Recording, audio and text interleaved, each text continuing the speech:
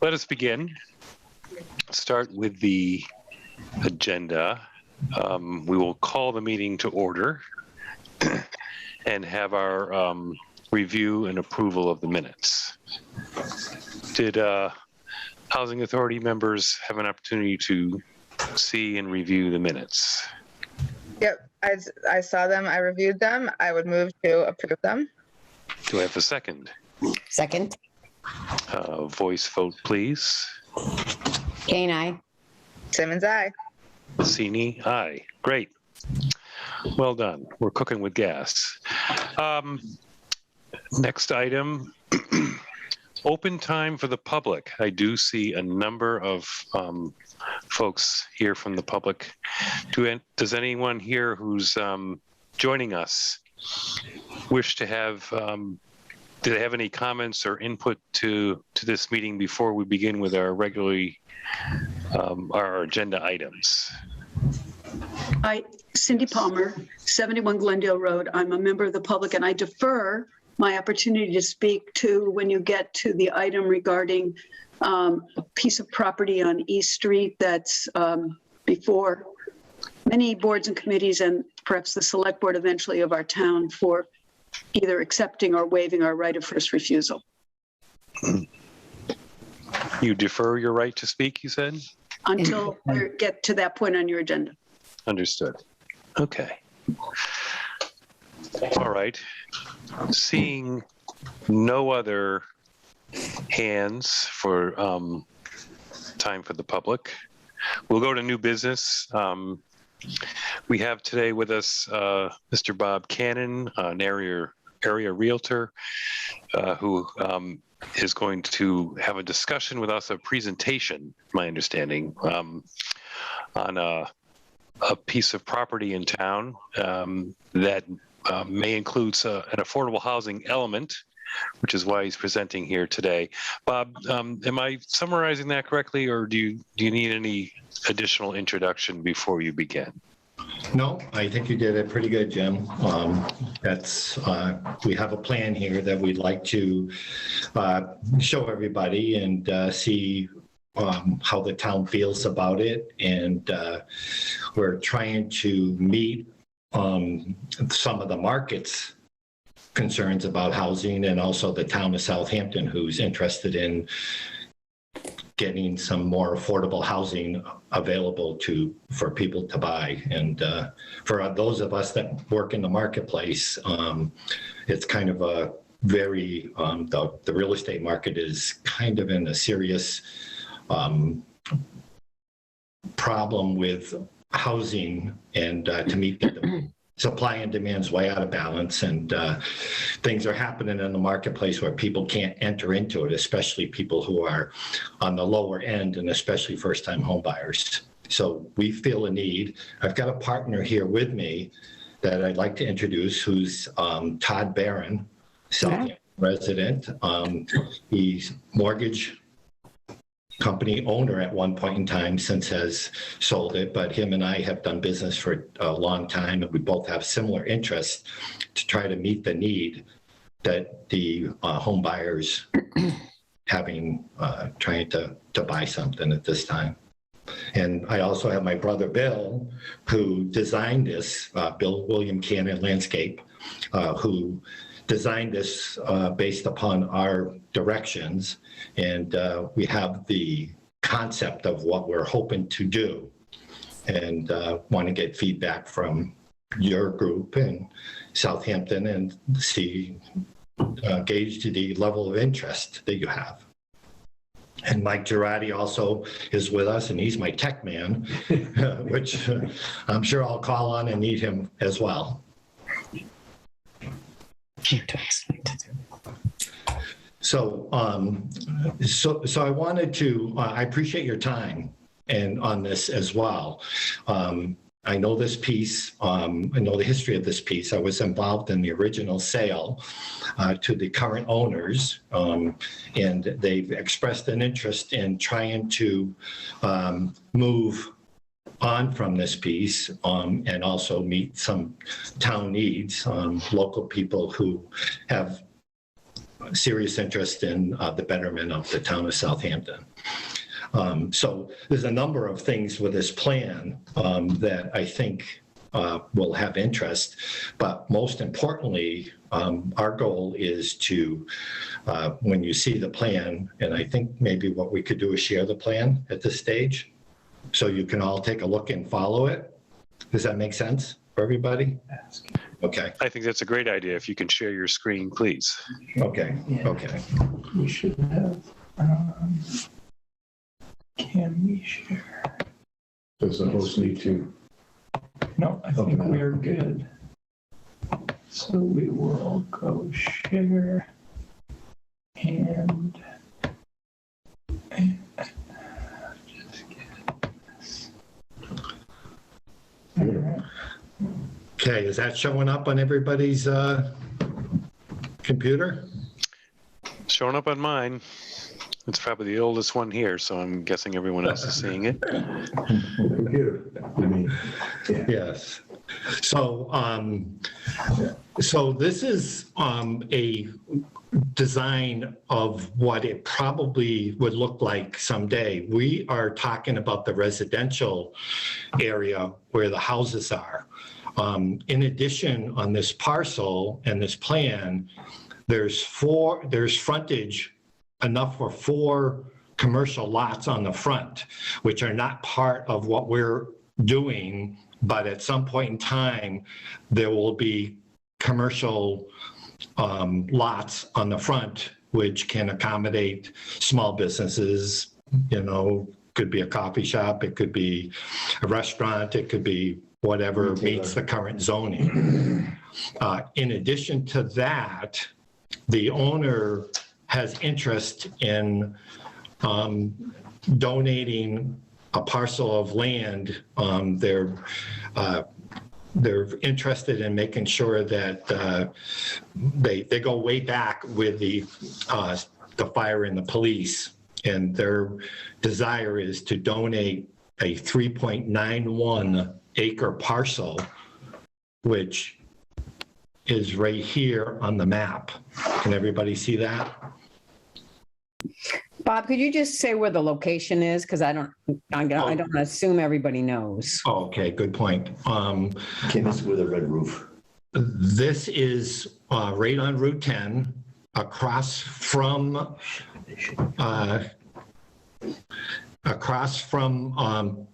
Attorney Parker O'Grady's office.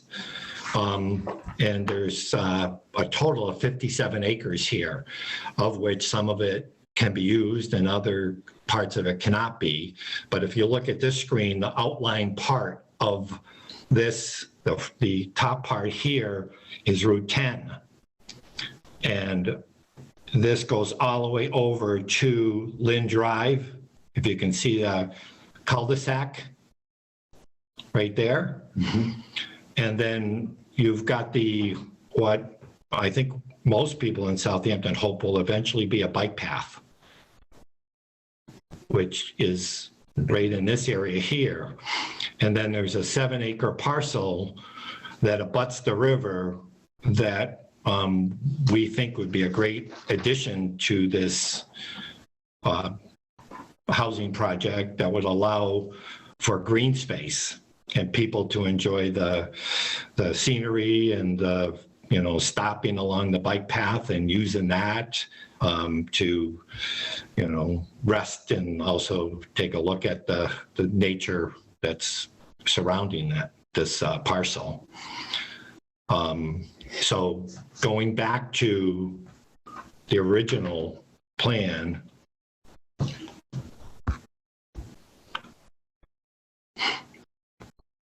so the residential part of this proposal shows 30 lots, and there's 36 acres of land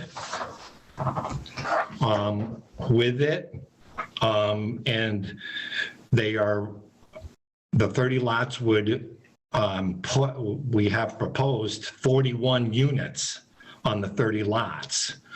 And so there is a total of 11 duplex lots, which will help us be able to create the affordable units that we would like to see happen in this project.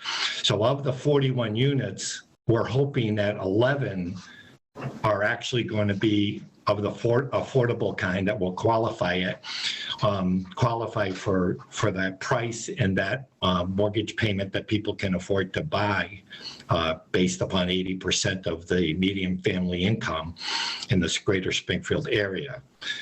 And So Bob, I'm sorry to interrupt, but I just want to Yeah. clarify that sounds like affordable with a capital A then, if it's within the 80% AMI.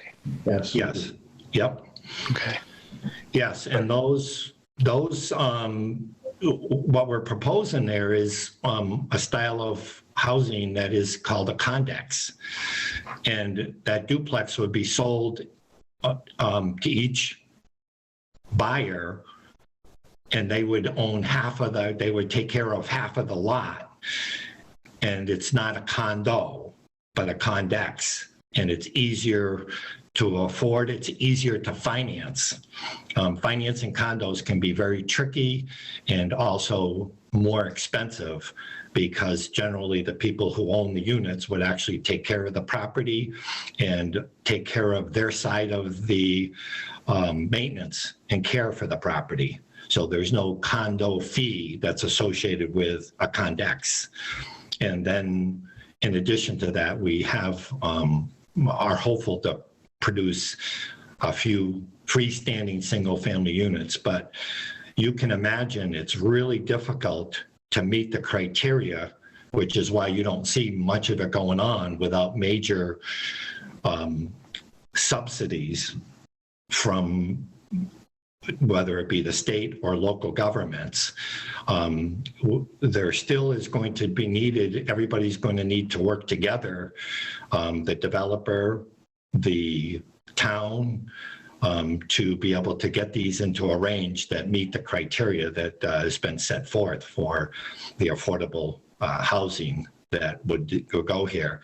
So under the inclusionary zoning, which is what we used for this project, I think it's the first time that it's ever been used. It was put into place, I think, a couple of years ago. And of course, based upon the price range of the houses, you can't really afford to do it without being really creative.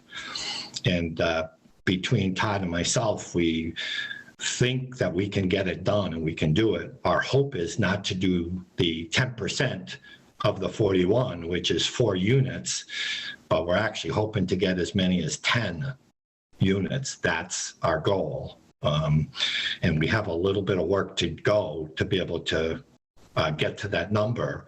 But we also know that the CPA, Community Preservation Act, has money in their account, which can help us get to the point of getting these housing units in the range that they need to be to qualify for the affordable housing. The rest, Okay, yes, yeah. I'm sorry. Can I ask you a couple quick questions? Sure, you can, So absolutely. I wanted to make sure, I'm the clerk, so I'm going to try to capture as much of this as possible, but I can always go back and watch it. And I'm trying to understand, so the condex would be, there's a duplex in the complex, and those are kind of interchangeable, you're saying? The duplex is a condex? Yes, a duplex and a condex. So a condex is one side of a duplex. Okay, So each duplex would have 2 condexes. okay, so and those would be the affordable units? Well, Or yes, they're 50/50, I'm sorry, that's what I think I missed something. I was writing something and I thought I missed something, so this is Janet Kane, by the way. oh, hi. I know, hi, Bill. No, we do want some single families in there as well. But Okay. here's the trick. With a condex, the lot allows for us to split the cost of the lot in half to help reduce the price of the house or the unit that people can buy and help get us where we need to be. in terms of the price. And so it's very difficult for us to zero in on it because most things are done according to price. But the way the regulation about affordable is it's done based upon income. And so the problem is at 2% or 2.5%, which is we just came out of for an interest rate, while it's easier to qualify the payment, more affordable. But the bottom line is with interest rates rising, because now we're approaching 3.5%, and that makes it harder to qualify the people to be able to build one in a price range that they can afford. And would these be deeded as affordable housing and for a certain length of time or? Well, they have to be Right. in order to Okay. qualify for it, and it would go in the deed Perpetuity. in perpetuity. And my understanding is the only increase in price that people who buy one of these can get is the consumer price index over time. Okay. So basically, they can sell for more than they paid for it, but it can't be inflationary and it can't be based upon supply to demand. It's based upon what the cost, the consumer price index price would go up. So they are deeded and would always be deeded. So that would also, I hope, limit the amount of tax or the value of a property when you tax it. So therefore, taxes should be lower than on a freestanding unit or a unit that is not deed restricted.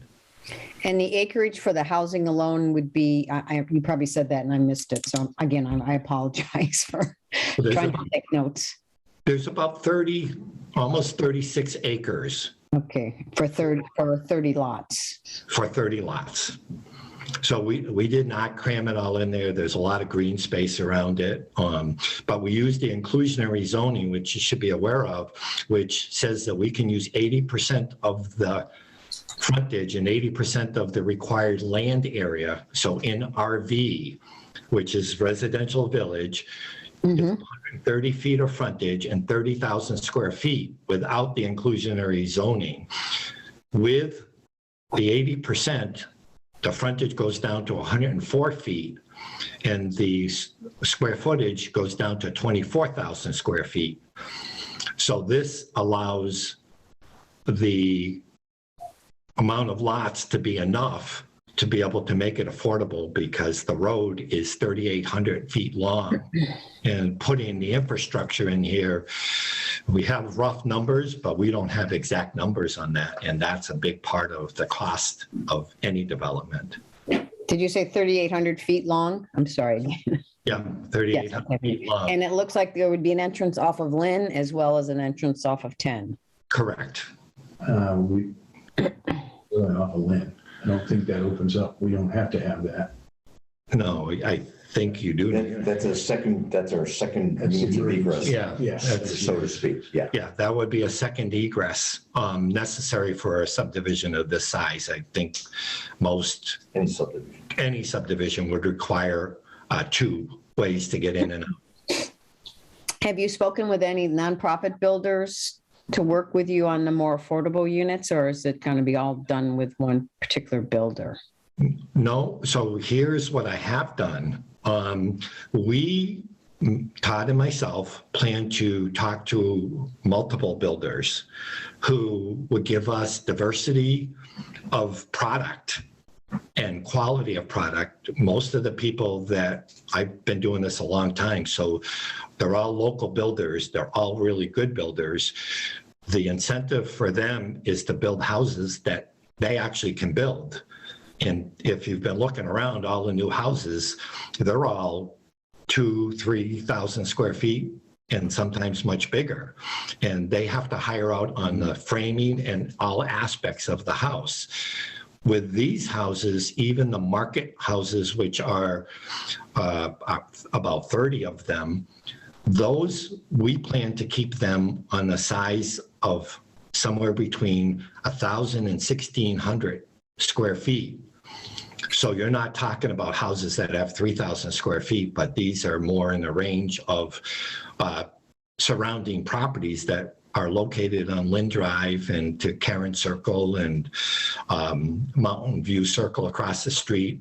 So they're in great demand because young families can afford them and they can raise their families there. I'm very familiar with the HUD housing that was built in the Plains area of Easthampton, and there's 500 houses out there, and people love them to raise their families in them. And these are a lot bigger than those. Those are 12,000 square feet. These are 24,000 square feet, but it's a great spot to, and I would have to tell you, the number of people who bought originally back in the early 70s, there's a whole bunch of people still there that have enjoyed raising their families and selling them. When they do decide to sell them, we have tons of people interested in buying them, and they don't last 2 seconds on the market. Our idea is to keep this in line with affordable new housing, not the capital A, but the market priced units that we expect to sell between $375 and $450. And I know that sounds like a lot of money, but not for new. It's not a lot of money for new construction. And those are hard prices to meet, but we think that they can be done when you talk about houses that are in the 1,000 to 1,600 square feet.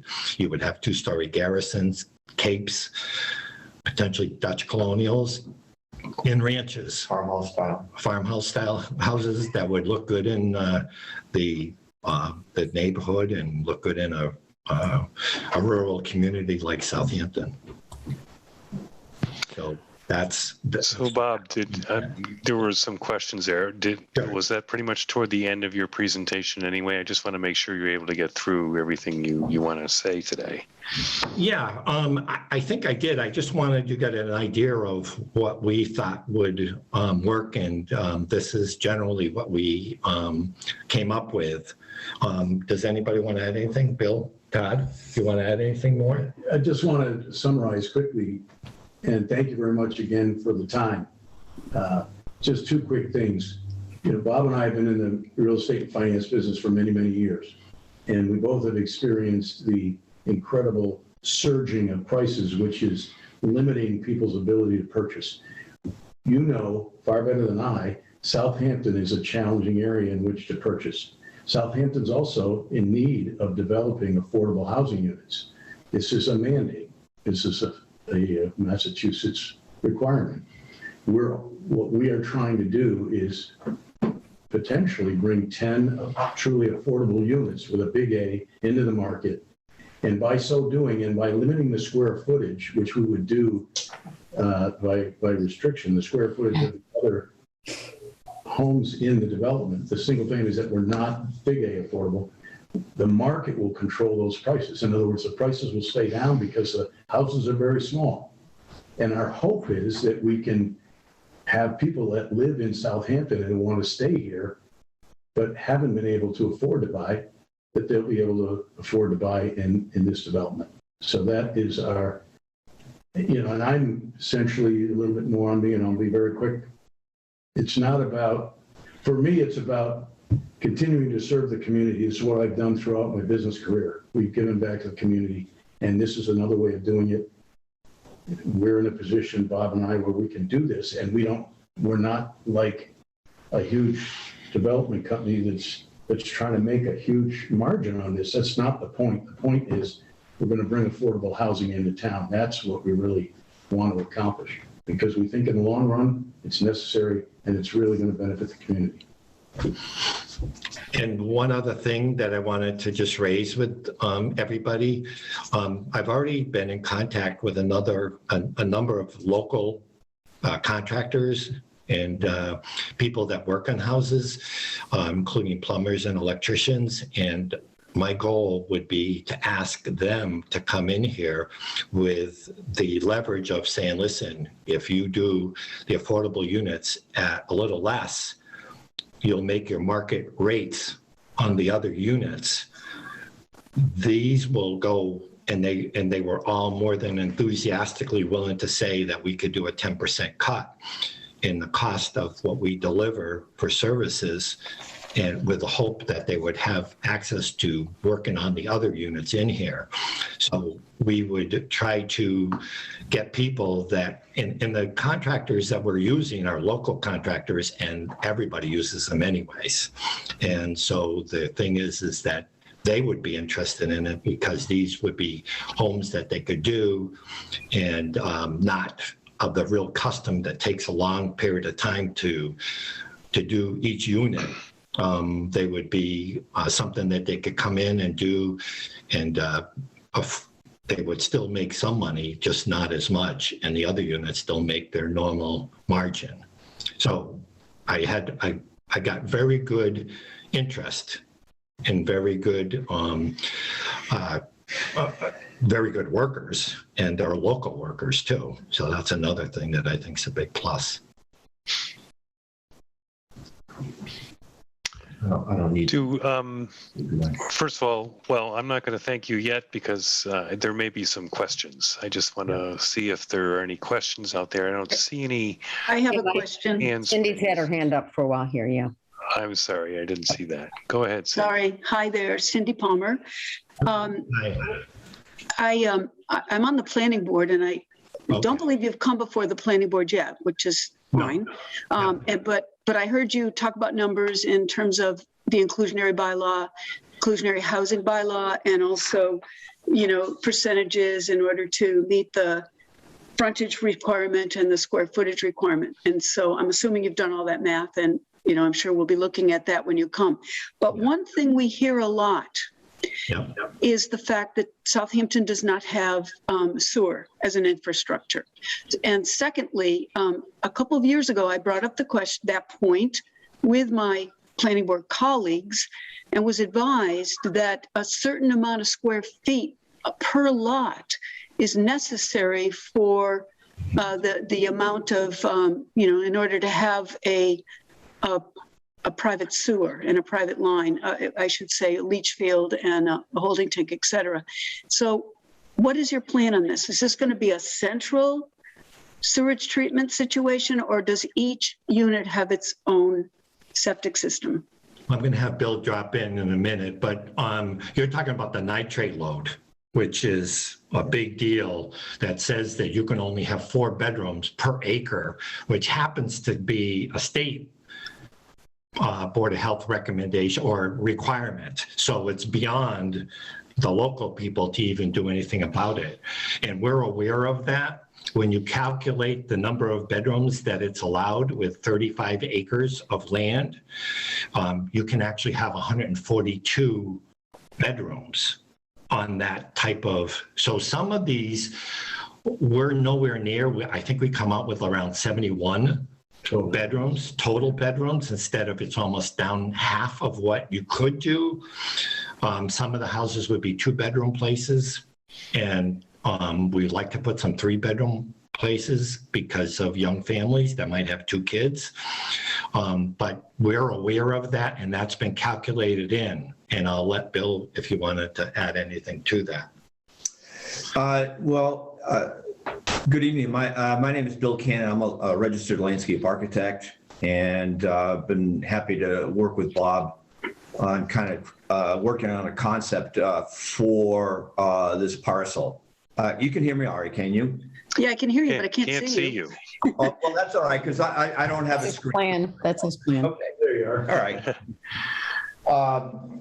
He's better looking. Yeah. So certainly the nitrate loading is a critical issue in terms of balancing that with the density that we can kind of possibly get on the parcel. And it turns out that the nitrate loading is just as critical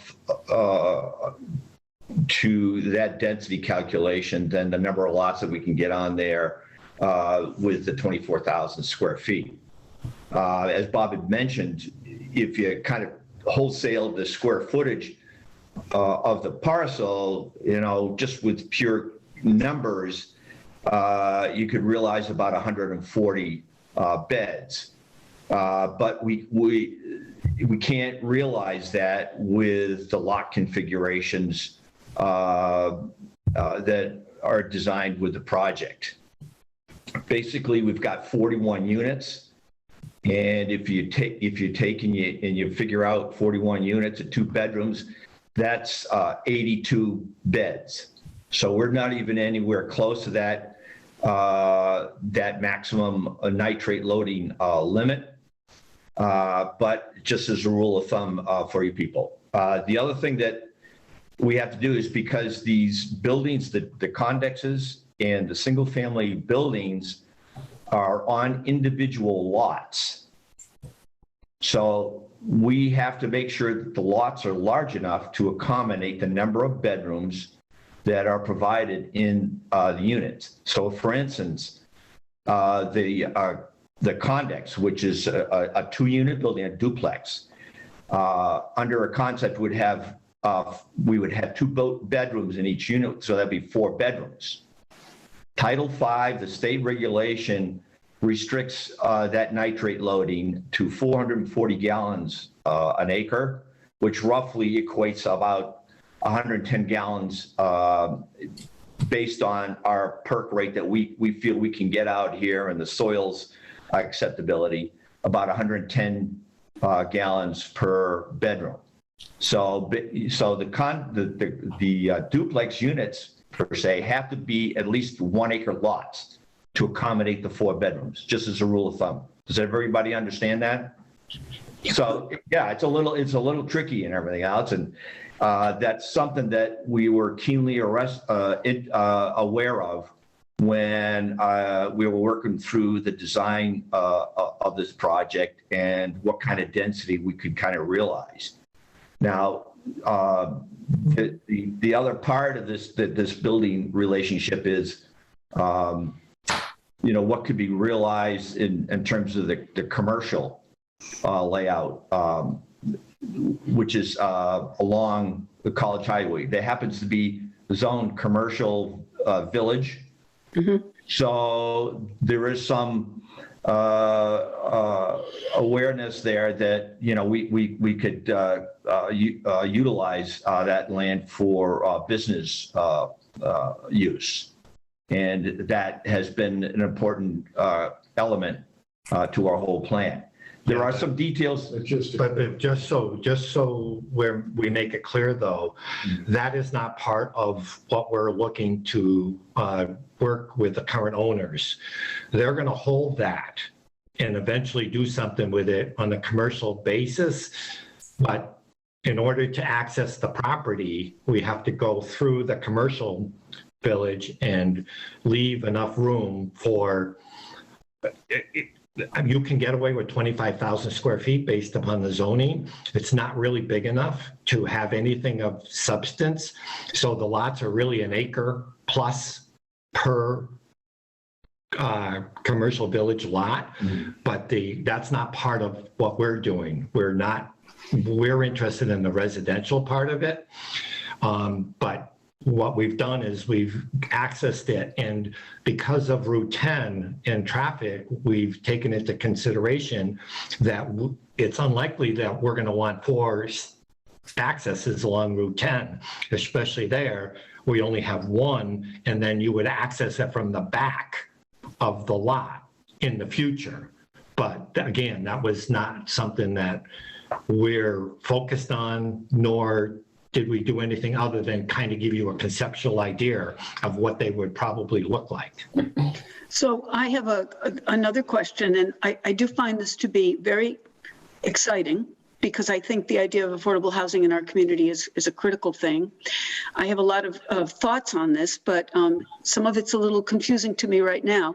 One thing I'm concerned about is I just left the new formation of the Public Safety Committee, Complex Committee. I'm not on the committee. I'm just a member, a citizen. Okay. I don't know that this was brought up as a potential site. I mean, it wasn't. And not only that, what I heard was there's some constrictions as to where we would put a public safety complex. I just want to point that out. I'm not able to speak for the committee, but I'm concerned about that part of it. And I also want to raise the issue that this is over the Barnes Aquifer recharge area. And as you may know, a couple of years ago in our town, there was another potential sale of a large number of acres up on Pomeroy Meadow Road. A developer had some thoughts about it. It came out of chapter, right of first refusal, et cetera. And it ultimately ended up being purchased by the water department. And it's now, publicly owned property because it's over the aquifer. And I'm just raising that as an important consideration here. You're talking some level of impermeable surfaces, because that's what we do in residences. We have driveways and we have, other areas, and we have considerations for what you put on your lawn, chemicals, et cetera. Like, we're very aware of the Barnes Aquifer, and it's critical in our, in this day and age to be thinking about that. So I'm just going to raise that as a consideration. Well, I appreciate that, and I'm very familiar with it because been working in Easthampton and Southampton for 40 years. And I want to say that I really believe people can live with the environment and be aware of the environment that they're in, and that unless we work together, you'll find a reason why you can't build anywhere. You can't build on ledge. You can't build on soil that is clay. It's very, very difficult. But the way this parcel is, it's unique parcel in that a lot of the land flows away from the road and into the back of the property, and has lots of room to move back into the ground. And also one of our intent would be is to inform everybody about the fact that they have to be aware of what they use on their lawn. And I went through this in the Plains area in Easthampton, because that's all over the aquifer on lots half the size. And people are educated about what that means and what that means. So I mean, my own personal feeling is that you can live with your environment if you understand it and if you're educated to it. And I would say that we would put something together that would say everybody that would live here would have to be aware that this is in fact the case. And, they would be careful of what they do about the soil. And with talking to engineers and so forth, they tell me that a septic system, within 3 or 4 feet, it's 90% purified. So I believe it's possible. If it's not possible, we're all in trouble. Do you anticipate that this would have a homeowners and association agreement like other subdivisions? Sorry, Jim, I asked another question. I mean, it's not within, there is some open space that possibly could be done there. Our idea was to make it easy to understand and individual lots and individual septic systems so that they would be responsible to take care of themselves. And the problem is when you get 2 or 3 people together, even on the 2-family condexes, our hope is to put a septic on each one so that they would be responsible for taking care of it and making sure that they maintained it. And when I first started, I mean, I can't tell you the number of houses I used to go into and say, well, where's your septic system? And they'd look at me quizzically and say, what's a septic system? And I'd say, I said, have you ever pumped it? And they'd say, I don't know what you're talking about. And now you got a Title V with every house that's sold, which I think is fantastic. You get a plan and you get an idea of what you need to do to take care of it. And that would be something that we would make sure that everybody gets, because people who come to these sometimes never had a septic. They live in a city and they move to a rural community that septics are part of it. The good thing is it's got town water. So obviously having the town water is a big plus to get the density. And also one of the things that I thought was really important is this location is in such a spot that supports your businesses, your local businesses. And I think that that's a big plus as well. It's also walkable to school, I think. And walkable to school. Yep. Exactly. But I know one of the things with affordable housing that's always key is transportation. So if you know anybody from PBTA that you could get them to swing a bus through Southampton, Bob, that would be great. We'll work on it. Yeah. Okay. I know Okay, Bill so- can do it. Are there additional questions? I have 3, but I want to give folks a chance. Bob, do you mind? Oh, I'm sorry, go ahead. Sure. I do have a question. So, you just from like a legal perspective and trying to understand like the process that would occur. You guys are mentioning the parcel owner who owns the parcel. So I'm just trying to understand how, you know, I'm all for this plan, but what the role is of you guys as developing this plan with the parcel owner. Is there going to be some kind of purchase in the town? Like, how is that going to look legally working together? Does that make sense?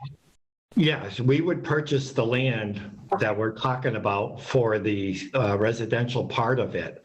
I'm sorry. So we would have a survey that would be, would identify the parcel that we're talking about putting in, and we would purchase it from them, and they would remain in ownership of the commercial village land in addition to the parcel that the potential safety complex, and you brought up a good point. Does the town even want it?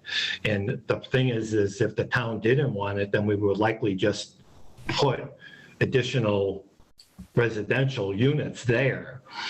Or you might consider our new senior center, just throwing that out there. Yeah. So many ideas. I mean, they are very community-minded people. So I would say that they would be open-minded to something that would be in benefit of the community. They have a special place in their heart, or the owner has a special place in his heart for a safety complex because parents worked it, they've worked it, their families worked it, you know, and so that's a big part of it. And but if it doesn't work for the town and it's not the best spot, well, that's another story, you know. But they wanted to withhold that, and they want to extend that offer to the town as their intention. But that's between them and the town. Okay. Thanks for clarifying. Yep. Okay, other questions? Folks, feel free to use your virtual hand. It's easier for an old man like me to see than you waving your physical hand. Okay, Bob, would you mind re-showing the plan again, re-sharing? I have 3 questions and I just want to, they're quick questions, I think. One of which I think has been answered here. You're talking more about the potential safety complex, I think. Well, that's where the red roof is. Okay. Yes. Is it designed as a safety complex or just fire? No, safety. Police. So can Go ahead. I, just allow me, I'm Bill Cannon, landscape architect again. So I was given a copy of the study that was done for a possible safety complex for the town, which had a concept, illustrated a concept for the combination of both the police department and the fire department, and the spatial layout of those departments, and what would be needed to accommodate the community. This footprint that you see on this plan is actually that footprint that they have, at the time of that study, had recommended. This is it. And I kind of read and interpreted the outside requirements for parking, for the fire department for emergency vehicles, for public parking, and the police department, generally speaking, as the way it's shown on this layout as well. And take into consideration their recommendation that they would need about a 3.5 acre parcel. And this parcel works out to be about 3.9 acres, almost 4 acres.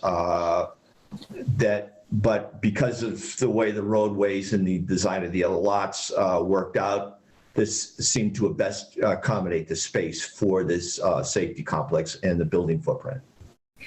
So this is not fictitious. This is based on the study that was done a while back. Mm-hmm. Right, if the people who are now, because things change all the time, new people come in, other people have other ideas, and I'm sure that if it doesn't work and there's a better option for the town, then I don't think anybody will take offense to it. The owners, they just wanted to see if that financial gift helps them realize realize their safety complex, I guess, is their intent. Good. My second question is the, I think, proposed 10 affordable units. Would they be dispersed or interspersed throughout the whole area? Which would be my preference rather than clumped. The answer is a big yes. Yes. Yeah. Yes. Yeah, that's a heck yes. Yes, we have every intent. I mean, people from all walks of life need housing, and we're not going to get away without making sure that more people, the majority of people, can afford to buy a place and put a roof over their heads and a roof over their families' heads. So it behooves us, all of us, to try to contribute to making sure that as many people can afford to buy a place as possible. And it also helps for a lot of other emotional reasons about feeling like they're, Sure. can't afford it and they can't have a house or all of that. And we're seeing, I can't tell you the number of times brings the story of this single mom who grew up in Easthampton and she wanted to buy a house. She made 5 offers all over the asking price, every one of them, and started crying in front of me. And she said, I can't afford to buy a house in Easthampton. I got to buy a house in Chicopee. So, I mean, there are many, many stories like that. We see it all the time. So this is, I think, is great for the town to try to explore this and see with everybody kind of pitching in, can it be done? And Rini, I'll get to you shortly. I just have a third question, quick question, Bob. On the back side, topographically, that's quite a drop off, isn't it, to the bike path? Yes. Well, it's not huge, but there is some elevation, Bill. Can you go? Yeah, so we have some general, the roadway layout and the lot layout design was based generally on some general topography that we were able to extract from some GIS mapping and such. And that limited us to where, how to the limits of where we could kind of locate roadways and lots. As you can kind of see where the roadway is in the back and where the building areas are, that there's a considerable area in the back of these lots that is in green and is wooded. And so that's about an area where it kind of drops off and levels off to the old railroad right of way. So, we would be working towards respecting that topography there for sure. The topography is kind of a liability a little in somewhat to us, but we feel that the way we've juxtaposed the building layouts in here, there's a great potential for offering some other amenities in these buildings with walkout basements, and providing some ancillary additional living space on that basement level, which would be daylighted in the back because of the topographical drop-off. So we have looked at that, and we were careful about how we were able to kind of locate the roadways and the buildings as such. Appreciate that. Yeah. I mean, just one other thing. I mean, we did take some painstaking efforts to kind of consider some link between the 11-acre parcel across the railroad right-of-way and linking it to our project as well for accessibility and for this new neighborhood to use that area, as well as what Bob had mentioned to you previously about it being a great asset, possibly being adjacent to the future greenway. And this is a rest area, added green space to the greenway, I think is a great asset from my perspective. Yeah. But Bill, it looks like there's also a little carve out or pathway that goes up to the road development. Yeah. Yes, correct. I mean, we think that might be possible, and also to maybe perhaps provide a few parking spaces up at the roadway, for some people to park there and to walk that path to the greenway and then over to the open space as well. Right. Thank you. Maureen, you've had your hand raised and you've been patient. Do you still have a question?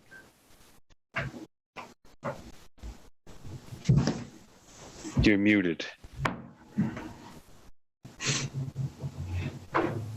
There you go. Hi, yeah, sorry about that. I had to switch over. Yeah, I just share Cindy's concerns too about the Barnes Aquifer. We just actually, I think there's just been a handout out about the importance of the materials over the water supply, especially given the water restrictions and such. But I just wanted to be clear, I just came from the Public Safety Committee meeting also, and I think the point we're trying to make is the importance of public trust, open communication around the history of the public safety complex. And I just want to remind you that using the exact same footprint and all of that, that was an $11 million project that was 5 years ago that was turned down by the town. So I just feel like we need to be all open about the plans and not, like we've had 2 meetings and this was not mentioned at all. So I just want to make sure that what's put out there in the public is open and transparent. Yeah. Thank you. Yeah, well, thanks, Maureen. So really, it came from the owner who had a desire to do it and does not need to, I think, if it doesn't work and it's not of interest, then we can just incorporate it in the housing development. So. Okay, well, just so you know, the last time the select board asked those owners, they were not interested because the zoning vote had not gone their way at town meetings. So anyway, just want to make sure everything is out in the open, public, that there's not any things behind the scenes, that we need to all make decisions that are in the best interest of people in Southampton. So want to make sure that we're all. Yeah. So I just want to say that from my perspective, in trying to plan out this project and to include this element in the site design and the initial concept, I felt it was helpful, at least that I was able to glean this information from this previous study, whether how it works in the affordability of the town and everything else. I apologize for kind of insinuating that this is it and everything else. it was just a tool that I could use to get some kind of handle on what the spatial requirements might have been, would be for a safety complex. It's no way suggesting that this is the component and that this is hard and fast or any of that kind of thing. It was just merely, that information was just merely used as a tool to try to convey how things might be spatially planned out, given all the other uses that we wanted to try to incorporate into this project. Thank you. Janet, you have a question. Yeah, I was just going to, I know Bob had mentioned CPA funds previously, so I was just wondering if you had a certain expectation for the usage of those funds, or if you would come to us with some kind of request down the road and what your thought process was.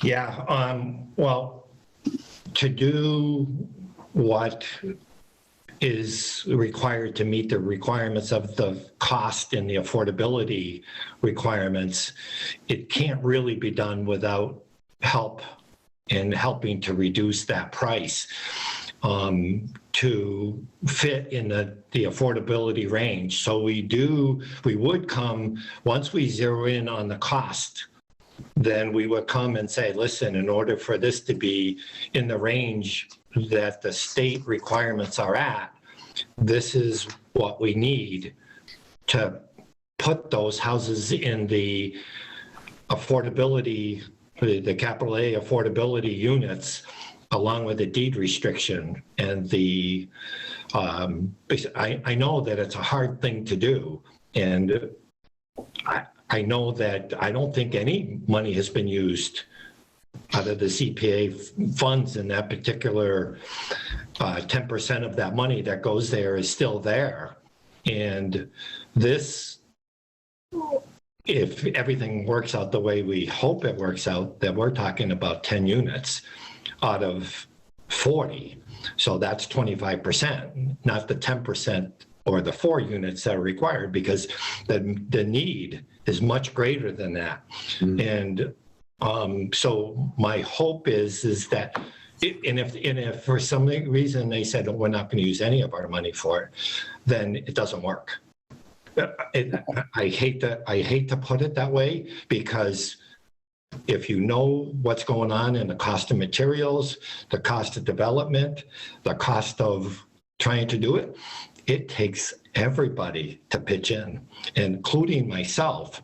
And I intend to offer fee structure for my services that I don't offer anybody, just to facilitate getting to where we need to get in order to meet the numbers that they say that we got to produce a house at. So just so, Art, go ahead. Hi, Bill. Just chime in for a second here. Bobby's, and rightly so, concerned about the infrastructure costs here and everything else. And, based on the inclusionary zoning bylaw that we have in place, there are sections of this bylaw that allow us to request some waivers, if we can kind of make it work, to kind of reach the affordability numbers. And the bylaw allows us to perhaps request some waivers from the planning board of the subdivision control laws. And from my perspective, I could envision that perhaps we would approach the planning board on perhaps amending some of the roadway requirements. The one that comes right off the bat is that the subdivision control laws require 26 feet of pavement. Then we have this residential component where I think the 26 feet of pavement could be reduced to even, say, 20 feet wide, which would certainly help us in infrastructure costs and everything else. But these are things that we have to kind of talk to the planning board about and everything else. But it's something where I come from. My perspective is that developing a hierarchy of our street system in here, where we have a primary Collector Road, which would be the main road coming in and off of College Highway. We have some secondary access roads and what I would consider kind of like a tertiary road that services the residential neighborhood here. Again, perhaps it could be even 20 or 22 feet wide to accommodate the traffic and the accessibility to units as one example of what we might do to try to help us with, you know, the cost component of the project. There are, again, the zoning bylaw allows us to kind of ask for these waivers, and whether we can make a case for it with the planning board, we'll have to kind of get to that at some point.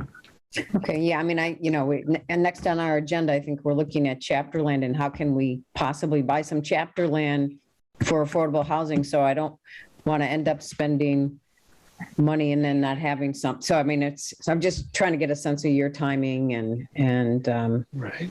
There's a lot of moving balls in the air right now. But to Bob's point earlier, we have funds, and it's good to have an opportunity or to potentially utilize those funds toward affordable housing. So I'm going to wrap this up because we have a number of agenda items to cover. But I want to, I feel we've been honored by Bob and Bill and Todd, who've come tonight before us and presented a well thought out idea and plan. Obviously, we're, you know, very beginning stages here, but I do think, as you know, a housing authority, we're a small board, volunteer board. We're going to need a lot of help to build affordable housing in Southampton, and it's all about the collaborations. And I'm all for any kind of public-private partnership that gets things done. Just getting on my soapbox a little bit. So I appreciate folks' time in coming tonight and presenting and giving us a good view of what is possible out there. And I do appreciate you folks for coming. Thank you. You're welcome to stay and continue if you'd like with us. Thank you for your time. We really appreciate it. Thank you. Yep. Look forward to talking to you in the future. great. Thank Okay. you. Okay. Take care. Yep. All right. Move on to our agenda item here. The next item is discussion of Chapter 61A property on East Street and ROFR. Is there someone who can speak with authority on this? It's certainly not I. As far as what's like a location, what the situation is. I don't have any authority, and I never will presume to have any. But I did send the board the notice of first refusal from the attorney, and basically whatever information that is in that letter and with the map is the information that I have. So I would just refer back to that. And apparently I was correct in saying that it is a parcel that is across from 100 acres. That's across the way. Cindy actually might know more about it if she wants to speak as a member. Okay. Yeah, I'd really like to hear, Cindy, a sense, where this is, Okay. across from 100 acres, who owns what, et cetera. The attorney's letter did include a site map, but I'm sorry, I'm not prepared. I didn't prepare enough to have that be a shared screen at this point, unless anybody else did. I can share it. Let me find it. I'll pull it up. Okay, great. And then I can explain. I drove up there myself today just to get a flavor for it. I have it here, Joy, so. Okay. Yeah, I have it. Had it open. Okay, well, first of all, Janet, whoever did it, can you get the date of that letter first from Amanda's camp? 25th. October 25th. All right, that's an important date regarding my understanding of the process. of when something comes out of chapter 61, 61A or 61B, that the select board has 120 days based on that, and you can see it was sent certified mail.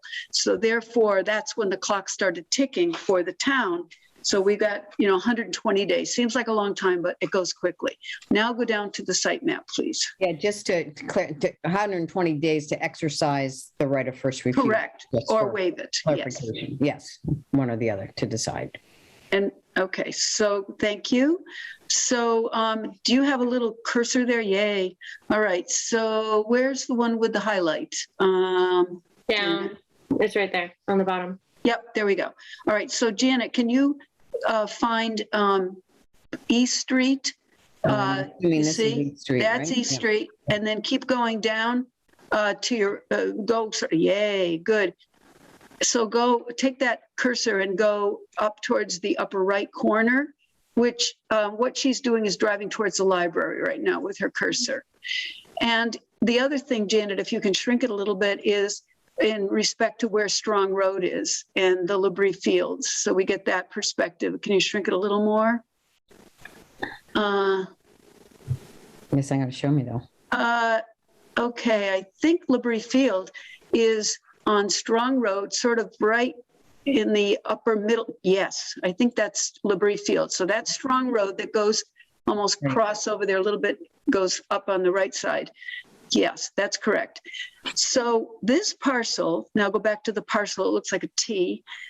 That is, I think, 20-something acres that is been in chapter, and based on the notice that was received from Attorney Amanda Kemp, they are planning to withdraw it and to giving the town its necessary notice in order to determine if the town wishes to exercise its right of first refusal or waive it.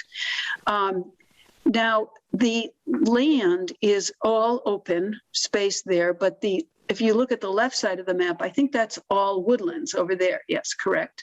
And then the right, going on the other side of East Street, where it looks like little dots like that, that's all open space as well. And I think that's the large number of acreage there. So it only applies to the one that's the T right there. Perfect. Now, Conservation Commission has reviewed it. And who else did? Parks? Parks reviewed it. And they have deferred to Housing and to the Open Space Committee to get their opinion. Open Space Committee will meet this Wednesday to review this. So my question to Housing is this something where, and it's really interesting, we've heard this presentation from the Cannons just now, is this something that could potentially be considered for anything for housing, specifically for your goals for the affordable housing and the housing production plan, et cetera? Now note, there is no public transportation going up and down East Street at this current time. Note that it's probably at least a mile from the center of town. Is there water here? Cindy, do you know? Is there town water here? I don't know that. Does anybody else know if there's town water up there? I don't know. We don't know. Sorry. Okay. We know the town water is at Labrie Field, so. Right. If you look at that, what is it, Meadowview development, or right there where that cul-de-sac is. Well, there's and Old also Harvest and Old Harvest. Spring. in this one, right. So Whispering Meadows, yeah. Whispering. So if those are fed with town water, it seems likely. It seems likely. Close. I can find out definitively. Okay. So that's all I'm here for, is to just throw this out for consideration. What I don't know, and I tried to get, if you look into Mass General Law, and again, I'm not an attorney, I attempted to understand it. Generally, when the town exercises his right of first refusal, it's for some kind of conservation or open space use. And sometimes they work with a land trust, et cetera. And there's some criteria for if we utilize like a land trust to be involved in terms of the percentage of the property that has to be maintained in open space. I don't know if this applies. I just plain don't know the answer to that. And I couldn't talk to anybody but a realtor today who's on Open Space April, and neither of us could really figure it out. So Cindy, I do have a message into Lindsay, our state rep, and she believes it's doable. And I did speak to our town administrator, who I think is on the call as well, to see if he thinks that if we could use right of first refusal for housing, affordable housing, and it sounds like it's doable. It is doable. Okay, so that's it. The rest of it is for your discussion. And, if you decide tonight and can let us know, that would be great. But the next committee to be discussing this will be the Open Space Committee on Wednesday. So again, I'm a little bit confused as to what if we recommend exercising first refusal? What's the next step? Well, there's a whole process. There has to be, I believe, and Ed, jump in on this if I'm not getting this right, please. Notice has to go out to the sellers, and also there has to be a public hearing, I believe, and town meeting. Ultimately, depending on how we're going to fund the purchase, and I don't know, I think there's been an offer made, and we have to meet the bona fide offer. Is that right? Or do we just go by an appraisal amount? I think it's a bona fide offer. Right. Okay. We have to match the bona fide offer. Yes. Yep. Okay. So then we have to think about funding it. We, the town, has to think about funding it. And, you heard mention of utilizing CPA funds, maybe the housing designated amount, and yet there's going to be other things to consider using it for. And then you have to find someone to do the development. And I don't know if some of these organizations that you've been in touch with could be contacted and even, soon to see if this is something they would like to be participating in, some of these nonprofit organizations. How long is this? There's so many unknowns. How long has this property been in 61A? That's not even relevant, I don't think. Well, is it? Well, I'm confused because I think the property we were just looking at was at one time in 61A. Was it not? It's been in 61A and it's about to be withdrawn. That's the reason for the letter and the notice. Can someone tell me what 61A means? Yeah, that's chapter land. That means it's an open space forestry. I forget 61A. Yeah, I'd have to look up exactly which one it is. But and then the owner gets a nice tax reduction if he keeps it or she keeps it in 61A. And then at that time of sale, if the intent is to change usage out of open space to maybe development, and apparently based on Amanda's letter, they're looking to develop 8 houses there. Once it changes potential usage, the town, because we've given them a tax break for who knows how many years, we get the right to say whether we want to purchase it or not. So that's what the right of first refusal is. Does that help, Sierra? And they have to pay the back taxes to take it out. Well, yeah. Yes, when they take it out. Right, Yeah, so- if we don't accept it and they change the usage of the property. So is that not also the case of the property we were looking at with Mr. Cannon? Yes, that was in chapter, and that they went through the whole process. They gave notice to convert, and they paid their back taxes, and all of that happened prior to any discussion of the development. That all took place. Once it's taken out of chapter, as long as you leave it in open space for, I think it is another year without changing use, then the town no longer has the right of first refusal. And that's what occurred in the property on College Highway. Correct. So there is no right So of taking it out of chapter means that's when you pay your back taxes, and essentially. As long as you leave it open space, I guess if you take it out of chapter, your tax rate goes up. You don't pay the back taxes unless you change usage. But in answer to your question, Jim, the College Highway property, they the owners stated that they were going to keep it in open space for the amount of time that then the town no longer had the right of first refusal. This property is different because the town is getting notice and getting the opportunity to exercise the right of first refusal if we wish. Understood. I don't mean to conflate the issue, but I'm just, again, does the town ever collect the back taxes on the previous property? Yes. They did. That's the assessor's office. They did. I can tell you they're all over it. All right, so we'll begin discussion on this, I guess, unless there are further. Do you know? I assume someone's looking to develop. You said 8 lots, Cindy. I assume the 8 property- minimum. 8 minimum. It's perkable. Someone's looked at all of this. I would say so, but note that the 8 lots falls below our inclusionary housing bylaw that would require that they Did put. note Sorry, what? I did note that. You Yeah. did note that, yeah. We all which made has mental been- notes of that. Which I will say, as a member of the planning board, we've had a couple of other subdivisions go on in the last couple of years, and I've asked the developers directly, why don't you go with the 9 required lots? And they said, they had all their crazy reasons. I'm sorry, I don't want to quote them, but they always fall right under that. Under the 10. Yeah. Yes, exactly. So just an FYI on that. Okay. Discussion? Do you know what the amount of the bona fide offer was that we'd have to meet? I heard something, but I'm afraid to quote it because I'm not sure. Anybody know for sure? If Joy has that. I do not have a number.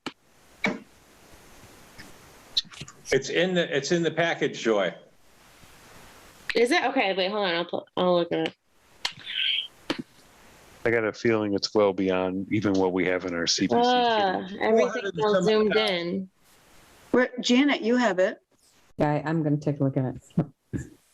I have it too somewhere. I think so. Well, we'll stop I've speculating. got it downstairs. I can go get it if nobody else has it. I mean, I have it. If I don't know. Oh, in our select board packet, is that what you're saying?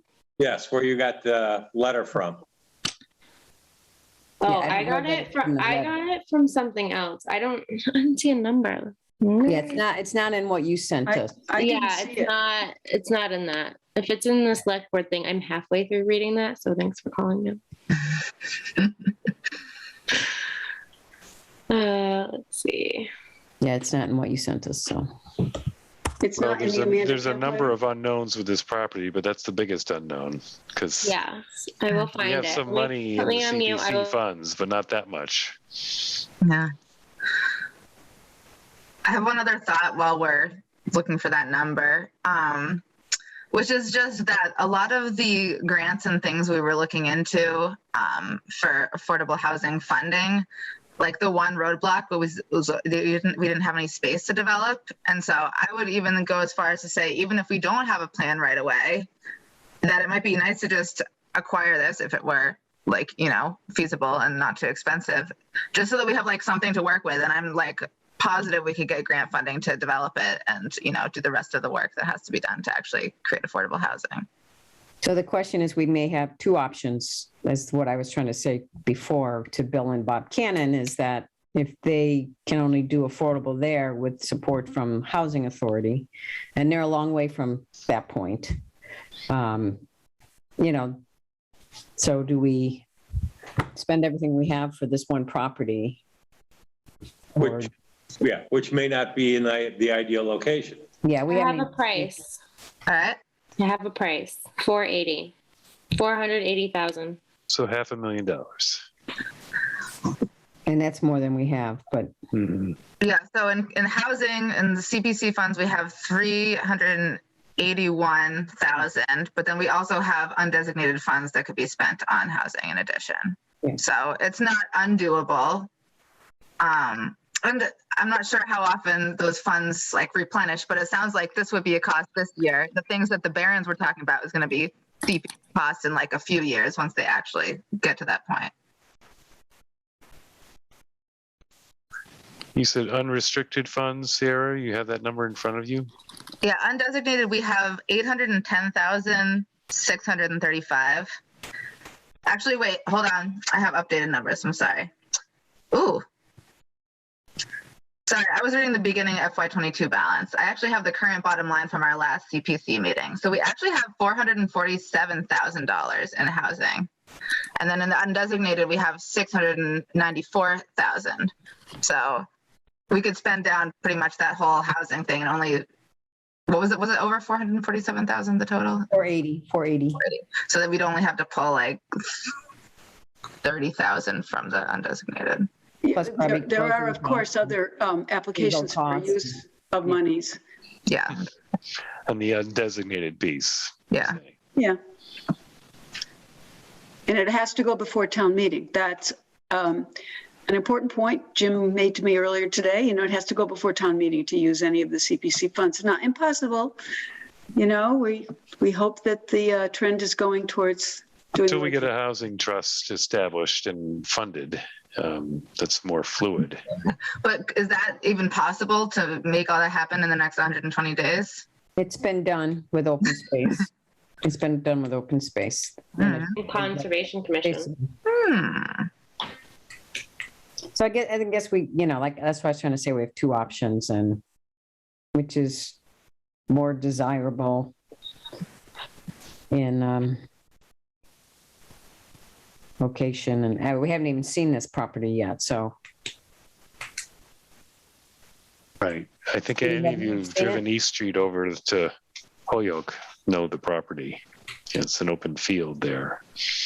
Yeah, just as you go around the bend. Right. But Janet, you're not saying we can only choose one of these options for affordable housing development, right? Like we could technically do both, can we? Well, if somebody else doesn't grab some of the undesignated between here and there, that's. We may have more money in these funds by the time it comes time to actually commit them to that larger project, because it sounds like they're in the pretty early stages right now. So how That's much? a good question. Go ahead. I'm sorry. I was just saying, I don't know if Ed, you have that information in your head, but what kind of funds come to CPC annually? And Well, 10, well, Sarah had 21, the number for 21, didn't you? You said it was. yeah. And then each year, 10% has to be, at least 10% has to be allocated to open space, housing. I'm going to miss one. Historical. And historical. Yeah, exactly. So depending on what comes in, usually the 3% surcharge in town is about anywhere from like $230,000 to $260,000 a year, and depending on what that year's state match is, as far as a percentage, may get another $150,000 to $200,000 from the state match, because we are one of the 3% communities. So we usually get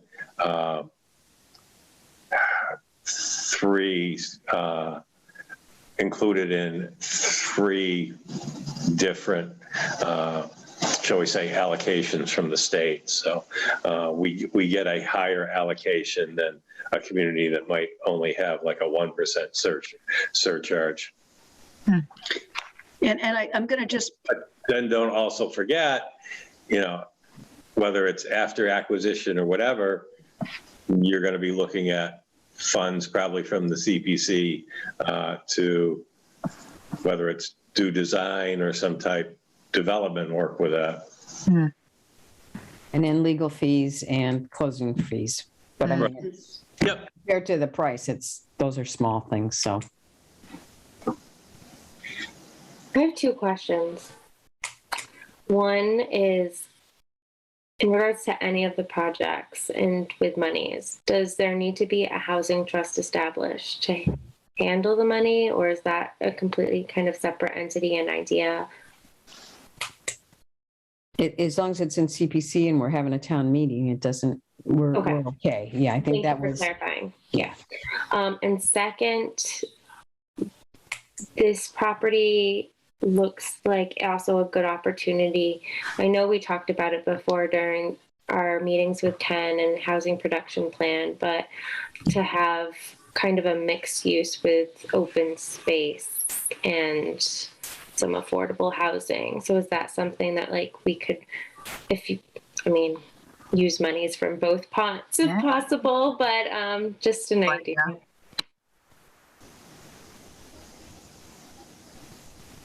I would think that's a possibility if open space were amenable to that. I would think so too. Maybe, don't want to jump the gun. Go ahead, jump the gun. Sue. Yeah, I was going to say, jump the gun. Maybe we should have a joint meeting with open space and talk about that possibility. We can definitely talk about that. I know that we in Open Space Committee, Joy is the select board rep from Open Space Committee, is going to be talking about it on Wednesday. And we always welcome members of the public, although be careful not to get a quorum without announcing a meeting. I think we in a town have got to think creatively, have got to think expansively, have got to think the needs of our citizens. And, I'm 100% behind doing the right thing for what we need to do in our town. I want to ask Ed a quick question. Isn't there eventually going to be a sidewalk up there going up East Street? Isn't that in the long-term plans, all the way to County Road? Wow. Yeah. Although from because to get the money through the tip, we will have to make it compliant with all the DOT regulations. However, every time I travel East Street, which is usually at least once a day, I look at some of the topography out there and I wonder how that would actually happen. Okay. Well, anyway, that's just something I've heard, and I've heard people stand up at town meetings sort of complain about the sidewalks to nowhere. But if that was to happen, that would be lovely to support, various people that could use it as a sidewalk, walk down and get some exercise, go to town. But I think we have a lot of opportunity for discussing this. If anybody wants to attend the Wednesday Open Space Committee, it is a Zoom meeting and it's at 6:00. And the Zoom invitation is on the My Town Government site because we're going to have to talk about this. We do have to get back to the select board. This eventually is a select board decision as to what we do, but they're looking for the input of all the different committees right now. Because I think if we decide that this direction we would like to support this right of first refusal, we need to give them something in writing soon, probably, as a housing authority. And yeah, Sarah, can you make Wednesday? I know 3 of us can't make it because we have, or Jim, I'm happy to miss a meeting. I don't know. I can attend. I also am confident that Joy will represent our needs well, but I could show up just to show support for the idea. Well, You guys are always in the back of my mind.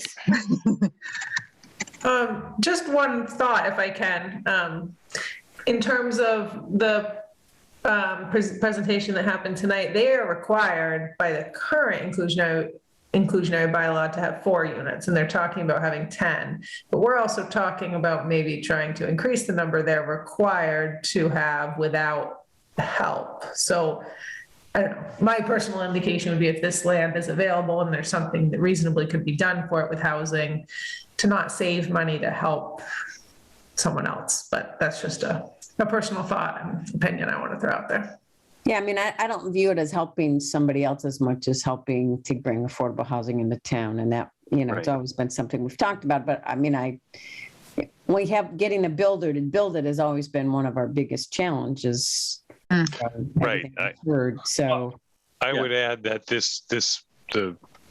I appreciate your thoughts, Sarah, but I would add that the presentation earlier certainly while still a long way off, there's lots to go, closer to a reality than what we're looking at here. And anytime for some seemingly marginal investment, we can get an additional 6 units. We can't even get one.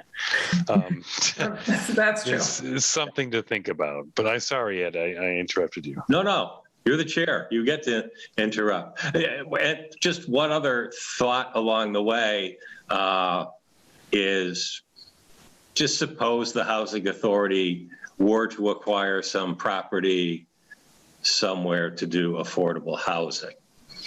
I'm just going to throw this out.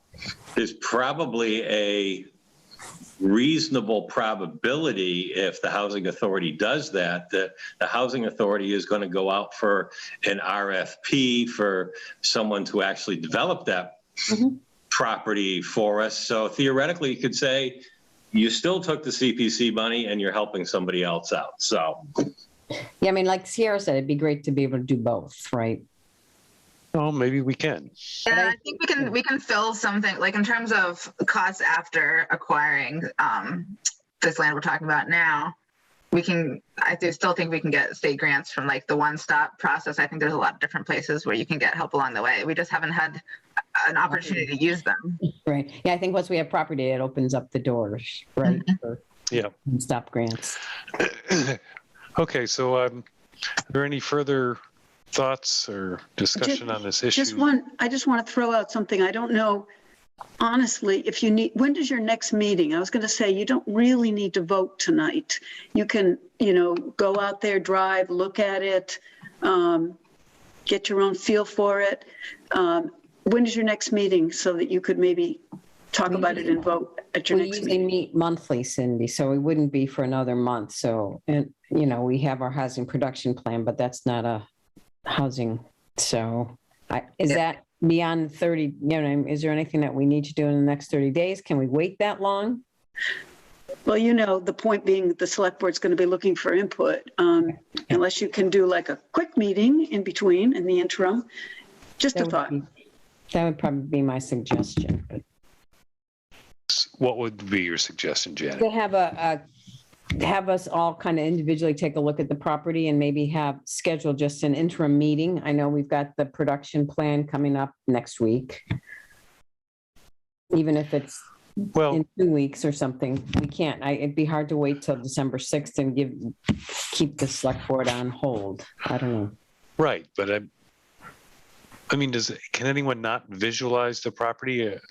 I'm not sure what people are proposing. We're going to walk the property, or, if when you drive down East Street, I'm not sure what we're looking at or need to, I know where it is. Okay, well, that's good. Do you not, or I don't Sierra? know exactly. I can't say that I know where Whispering Meadow is, I don't per se know. So I kind of know where that is. And you round that bend and I don't do it on a daily basis, so. Okay. Do you know where it is, Sierra? I don't feel like I know enough about property development for it to even matter that I see it, but I am interested in hearing what the Open Space Committee has to say about it, which is not going to be before the end of tonight. So I do think we need more time to gather more info before making any votes. Okay. I'll say this, someone's interested in developing 8 lots on it. So it's developable. And what else is important in choosing a site for affordable housing? And I guess some of those things we'll never have, like transportation and things like that. Yeah. Right. And if we're pretty confident it has town water, then it's one less expense. Right. So are you looking for a motion from somebody, or you want to wait till after open space to do that? Well, let me ask Joy, as a select board member, how soon does the select board need input on this? What would you recommend?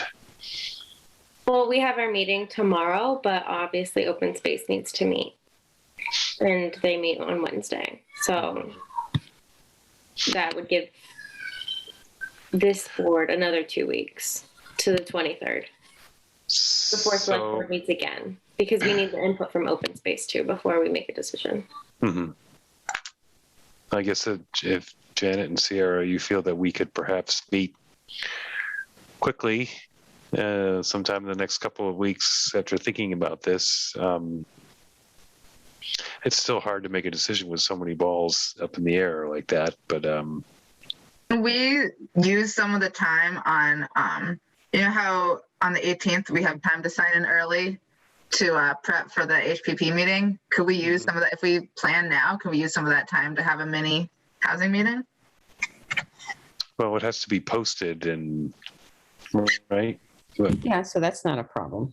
yeah, we We're could. already gonna be there anyway, my girl's there. It's a good idea.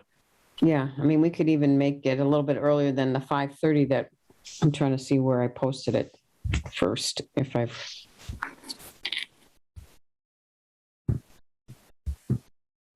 Excuse Do me. a different Zoom link or the same Zoom link. I don't know, touch base with Ken if he's getting set up or whatever. Yeah, his plan was to have us on the same Zoom link. I don't know if that's poses a problem for having an official housing meeting or not, but it will exist. And Because the only thing I have posted right now is the 6:30 meeting. So we can certainly, and we're going to meet at 5:30, right? We talked about having a 5:30 Housing Authority meeting / PB, HPP PB meeting. So I can just add that to the beginning of the agenda. Do you want to do that? That way open space meets. cool with me if it's cool with. Yeah, Yeah. I'm good with that. I don't think we need to vote on whether we agree with that. I think that seems to be consensus. All right. Good.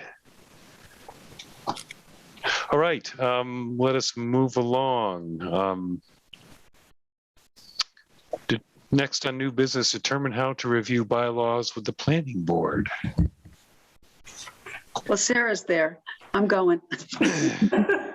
Thank you, Cindy. Thank you, Cindy. Hi, Cindy, thank Thanks, you. Cindy. Have a good Good night. night, everybody. Thank you. Thanks, Ed. You're welcome, Jim. Night, Ed. So I think it's a Okay. matter, they have a meeting on the 1st, right? So the question was, do we want to meet in person or have a joint meeting on December 1st? Right, that's basically when we met, we talked about, the options are either to have a joint meeting or have a representation, representative from the housing authority. Do you guys have quorum if you have 2 people because you're only No. 3? No, Oh, it's so- a 5-member board, so we have to have 3. We have Okay. to, well, be here to meet. So I just meant 2 of you could potentially come and not have quorum, Right. or if all 3 of you would like to join, we'd have to do a joint meeting.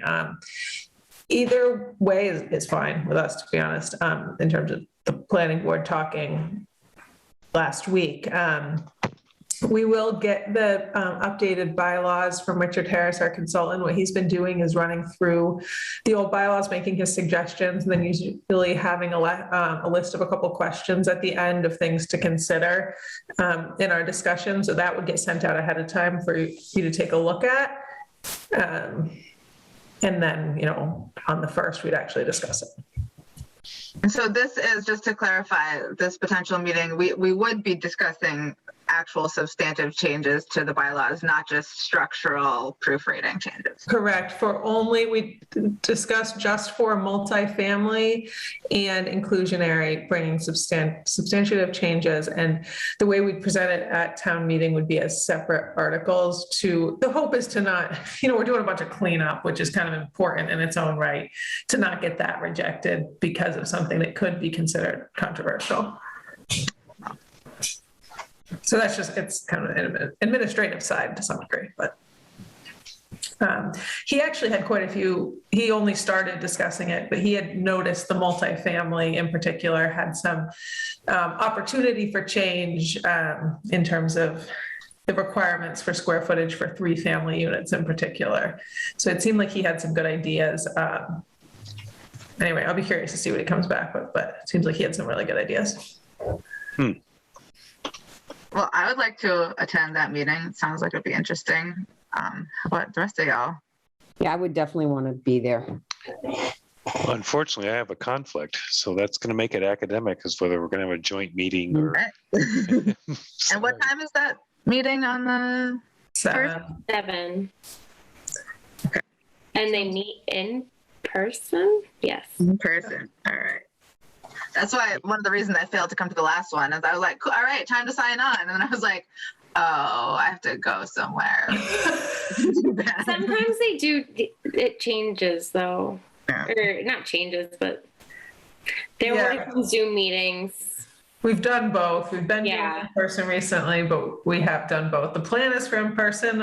If you guys had a strong opinion, I could bring it to Paul Demon, but the plan was for in person. We don't want to wreak havoc. No. We want to win you over, not, alienate. Right. There's You don't already you don't a wanna be lengthy behind discussion about having a joint meeting, hence my emails to the town administrator. So it wouldn't be an official joint meeting, so No. we won't have a quorum, so. Yeah, we Jim, just would you let them know that 2 of us will be joining, Jim? I mean, I know Sarah will let them know too, but if, as our chair, Sure. just let Paul know officially, sort of. No, that sounds good.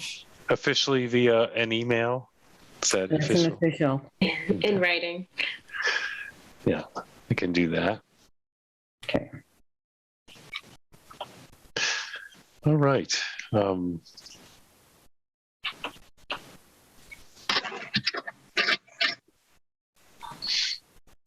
Okay. Are there any other new business items before we move on to old business? First of all, Sarah, did that satisfy the agenda item that was listed? Yes. To read. Yes, I did. Thank you. I was going to hang out. I had a question about just the community meeting. I don't know if that's later on the agenda. Just why don't you? I don't want to hold you up. So it's been a long meeting. If you have a question, unless other members of the board object, I'm okay with you asking your question now. I just wanted to check in on publication and everything. To be honest, I haven't done anything, and I wasn't sure where we were. I know Dan had sent the email about sending out the flyer, and you guys were going to vote to approve it tonight. Is that where we are? I mean, we hadn't really reviewed it together, so I didn't. Yeah. Really, could I move to put that as our next agenda item if it's not there already? Yeah, it's pretty That's close on the to agenda. there. It's pretty close to there, so. I'll second that. I'll second that, okay? Okay. A vote in favor, name vote. K9. Sini, aye. All right, agenda's so adjusted. It's probably in preview. Let me just see if I have it. Just trying to bring the document up if I can. All right, I'll try also in case I get there faster. Okay, we'll have a race. All right. I don't know if I saved it to my hard drive or not, so that's, I got it. okay, you win. All right. Yay. I had a bunch of things open, but not that one. Good. All right. Everyone see? Yes. Yes. All right. So we've got the right house. We've got the right year. We've got the right day of the week. So far, so good. It's the same content as last time. The link is here. Was this source on the last one too? And I just didn't see it the last time around at the very bottom. It must have been. Okay. Yeah, I think that's okay. And I know Dan was like concerned about people Zoom bombing, but I think Zoom made it so that's not a thing anymore because there's a waiting room, so that's not a concern. Right. You can clear your links publicly, and it's fine. Oh, And yeah. it didn't happen the last time, so I'm not worried about that either. I'm testing the link. The link works. Okay. Okay. Yep. All right. So that's that. I I make would a motion to accept. seconded. All right, voice vote, please. K9. Simmons, aye. Sini, aye. It's So I'll unanimous. ask Ken to get us some copies. Okay, Sarah, because I know you did that the last time, right? Okay. Yeah. I mean, I was going to try and print a couple on my printer, see how they look. Okay. I mean, Sure. it's not that many, just because I was thinking in the next day or so, probably Wednesday morning, I'd try and put a few up just since we're not that far out. Okay.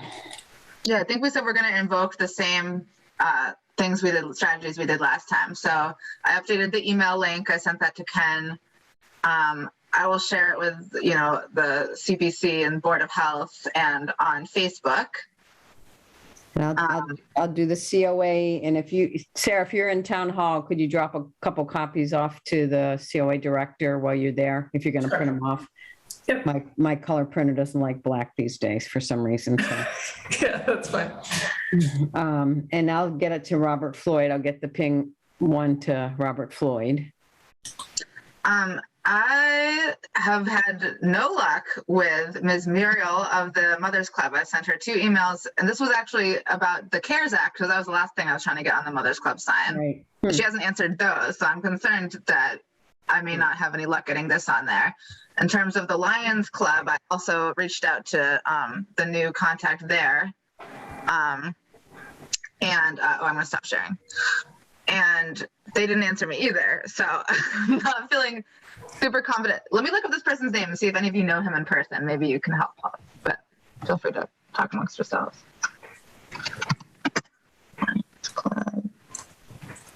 And I'll update the websites. And Jim, I guess you send it to Randall, or? Yeah, I can get it to Randall. That's Okay. All right, it's Jim Lumbra is the Lions Club. Does anyone know him? Jim We're Lumber. for select board. It's John Lumbra's father. So let me see if. So I have an email address. I don't have a phone number. Apparently he's the keeper of the sign now. It's not anymore. And he just hasn't gotten back to me, so. Which sign, the Lions Club or the Mothers Club? Lions Club. Either. Neither of them are getting back to me. Neither are getting back to you, but they're still Mothers and Lions. They're not merged. And bears. That's true. My. Now it's possible that, Jim is just keeping this in his pocket. He has something else on the sign. He's going to put it up without saying anything to me, but I don't want to count on that. So Janet, were you saying you have an idea of getting a phone number potentially? For Jim, For his son? I can try. I mean, Maybe. I can see if John can help out. I'll send one more email too, because I sent 2 to Muriel, but only 1 to Jim. So I will. I do find that the Lions Club all of a sudden pops it up if you give them the date, and all of a sudden it appears. Okay, I will do that. And I'll, last time I emailed about CARES Act, I'll email about this. I'll say this is our priority now, date before November 18th, please. Okay.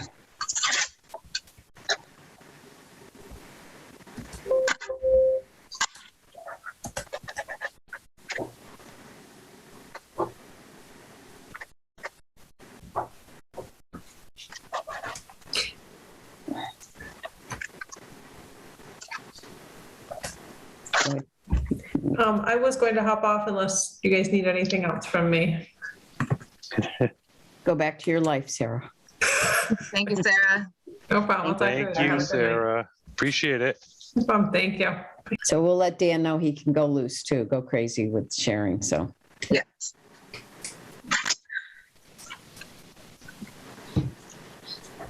Is there anything else we did last time to publicize that we didn't mention?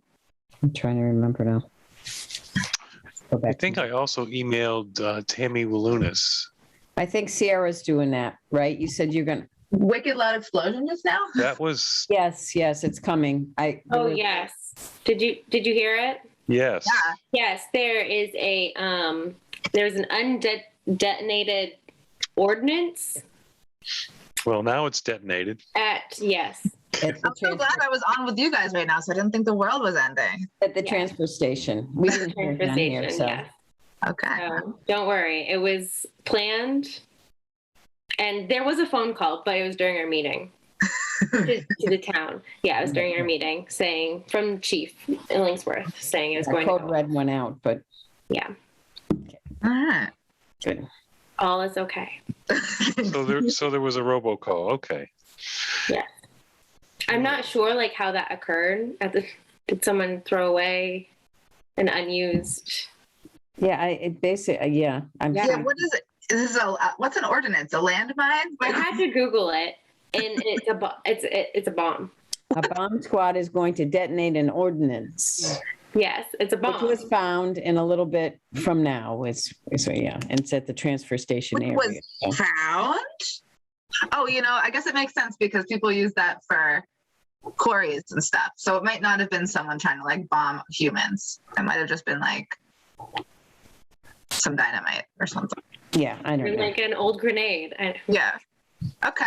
I'm glad to be informed. All right. I just want to confirm what I'm sharing, what we're all trying to publicize. This is the document that Ken sent out, right? Yeah, the one Sierra just showed. She Yeah. shared with us, but Ken sent it. Okay. Yep.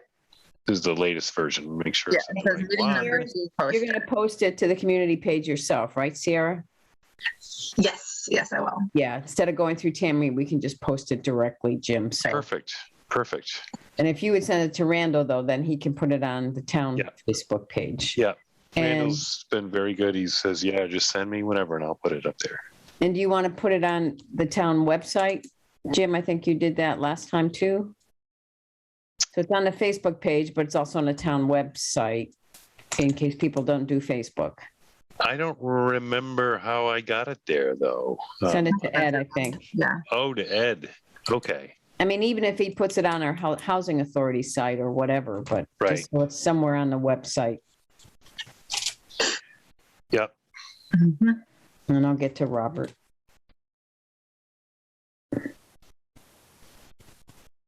I'm glad you're Okay. feeling better, by the way. So am I. You don't know.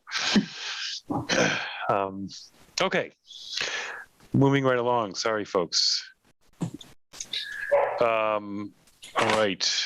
We don't want to miss new member recruitment. I do have a quick thing about that. Jim, did you have a chance to look at that address list and make your selections? I'm afraid I didn't. Okay. Well, That I'm was just last glad week's that I thing. didn't miss something because I'm glad, okay, thank you. You got my other recommendations, right? The ones I had done a bunch. Yeah, I before. have the ones you have, and I know you said you narrowed it down, and Jim was gonna look one last time, and then I bought paper. I'm ready to print them when we're ready to go.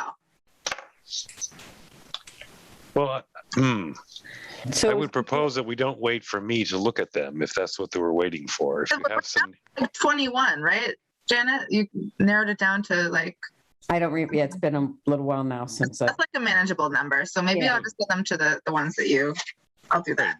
targeted marketing is what we're calling this. Yeah.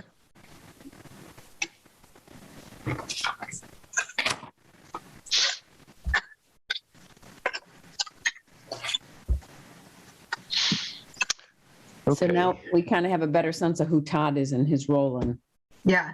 Oh, that was. and one other thing, the poster, speaking of people who just let me down in terms of publicity, and I say that with love and humor, I sent Ed Gibson the poster and I said, can you please put this up on our housing authority page, like the recruitment? And he answered the other half of my email, which was to add me to the Southampton housing email address, but he just didn't answer that and didn't put it up. So maybe there's another avenue to make that happen. Well, that's what is being asked of me, right? To send it to Ed or? Well, that was the HPP poster. I'm talking about the recruitment poster I tried to get him to put up. Oh, So maybe Jim, you want to ask him to do both while you're doing. Yeah, or you could start with the HPP poster, see if he does it. And if he does, be like, hey, you can, now that this meeting is over, why don't you replace that with our recruitment poster? Yeah, that's probably a good idea. yes. Okay, Excellent idea. Excellent idea. awesome. All right. Feel free to prompt me and remind me when our meeting's over to send that email. Certainly. Okay. CARES Act distribution update. So Janet Tetro of Community Action has been a little slow getting back to me, but bottom line was we still haven't distributed any funds. There were 2 or 3 calls in the last couple of weeks as things get, as moratoriums end and unemployment ends and et cetera, but people were actually calling community action and they needed help with utilities, and community action was able to help them. So I think, I don't know if we need a vote or not, but I'm really comfortable sending the $6,000 back to the select board and have them, have those those monies used before the end of the calendar year rather than languishing. I think the intent was good here, but it's I don't see demand. I don't anticipate demand in the next, 6-7 weeks. Do you But that's just think my if we thought. hold back 1,000 out of the 6 in case somebody, or you just want to relinquish it all? I mean, I agree that we shouldn't hold on to $6,000 any longer. Well, I mean, that's one way to look at it, Janet. Then you have something should someone come through, the holidays are coming, but there's been no evidence so far.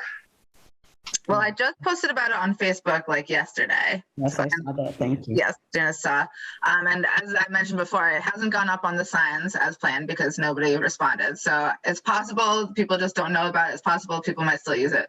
What I would like to know is how quickly could the select board, you said we'd give it to, use it? Could we tell them on like December 10th that we don't need it, and could they use it in those last 20 days of the month, or do they sort of need to know earlier? My sense from presenting to the select board that night is they need to know sooner than later, this week. I think they have to let the state know too, Sierra. I think that's part of the problem. It's not that they can't make a fast decision, because I know Joy would, but I think it's more that the state, that we have to report to the state how we're going to spend it, kind of if we're reallocating. So there's a little bit of a process from what I understand. Right. Hmm. And honestly, I think if we're going to send it all back, we should no longer promote it. You should take it down from Facebook or whatever. And Right. additional thoughts. May I add something? Please. I don't know if I may have missed it, but when you brought it up, when we discussed it at select board with your annual report, it was brought up that there had been other resources that were much more utilized. And I don't know if you ever found out if there was a priority to use these funds because there was a time limit on them, or if not, and if not, then it doesn't make sense to hold on to it if it's not going to be prioritized. Right. And the other funds are state funds like RAFT. And those funds, there's little sense in using our local CARES Act funds for this to save RAFT. The RAFT is the state. It's not like a Southampton allocates so many RAFT funds, is allocated so many RAFT funds from the state. So I really think the town could probably find use for it.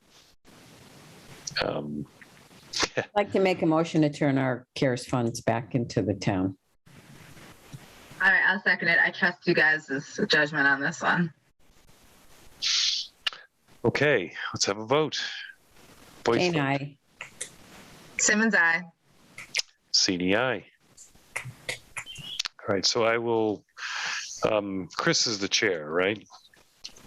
I can email. Yeah. I can email her and let her. Her and Ed. Okay. I will delete my Facebook post. I'm gonna have to work on another email account because Ed has trouble getting my Hotmail. It is not. Yeah, your email's difficult. Actually, never mind. It is you. It's just a facet of my life in general,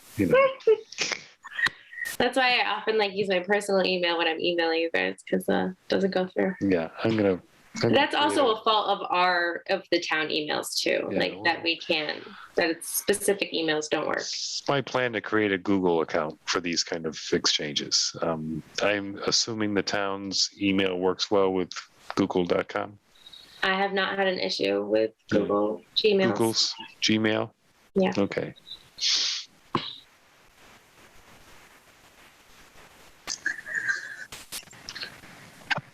Sorry, writing notes. Me too. But it is late, so let's facilitate this, Jim. Okay. Housing trust development, ongoing. I vote we just move it to the next meeting and continue ongoing. I'm not Good feeling point. the energy. Yeah, I would move to anything that we have on the agenda. Let's move it along and let's adjourn. Yeah, I think that's about it anyway, so. It is about it anyway. It is. Okay. Unless folks have any, quote, business that cannot wait until the next meeting, we should schedule the next meeting. Ooh, okay, that's fun. December 6th? Sounds about right. That would be the first Monday anyway. That's also a Conservation Commission. So you're Okay. gonna have to miss them, Joy. No. And they meet at 6 as well, right? Yeah, they do. They do. I mean, we just published the first Monday of the month, so that's the challenge. How come this conflict hasn't happened in the past, or has it? I feel It like has. it has, and it didn't happen. Why didn't it happen last month? Why didn't you guys have a meeting November 1st? I forget why. But we moved it to the 8th. And then October was the holiday. We met on the 28th for the production planning group, so we decided to skip that. Yeah. October and September. No, October. Yeah, I don't know. September was a holiday. Yeah, the August 2nd, I had a conflict. Okay. So, I mean, we used to have conflicts with them and for the Zoom stuff because we would both want the same Zoom account. So I got to get to Judy about the 6th. Well, should we just do December 13th? Because we're having that little real quick meeting to decide about the property on the same day, on the 18th. So maybe it wouldn't hurt to bump it another week if that will help everyone participate. It does. It just kicks that can down the road for a while, but 13th, you're saying? Does anyone else have a conflict on the 13th? No, I'm good. It definitely helps having Joy here. I have a conflict on the 13th, unfortunately. I can't do it.